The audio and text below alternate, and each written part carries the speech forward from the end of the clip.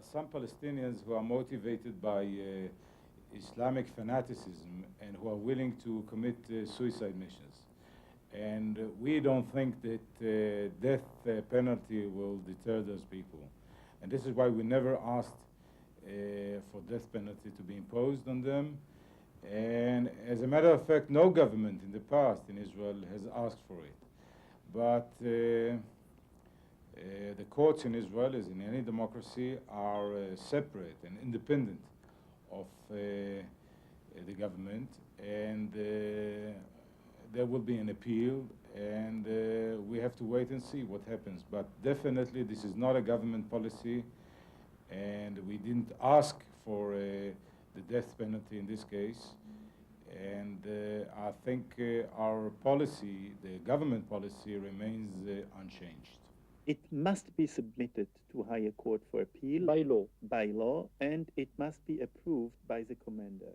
So it is most unlikely that such a sentence will be executed, because either it will be overturned in the higher court or it will be cancelled by the officer, since it is the official policy of the State of Israel. So for political reasons? For political, obvious reasons, yes, not to impose the death sentence. Since I'm convinced that it is certainly not a deterrent, I really don't see the utility of imposing a death sentence. In the contrary, I would say it would create the image of a martyr, and certainly would enhance more and more people to join the ranks of the terrorists. So I think it's counterproductive.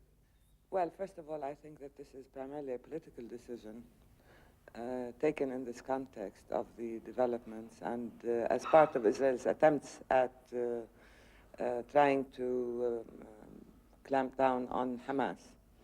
I think basically that it will not have the effect of a deterrent, because people who are going to carry out suicidal acts are not deterred by death. Number two, I think the whole legal system in Israel has been distorted for this political end. And number three, I think it will create even more instability and unrest rather than solving the issue in a genuine way.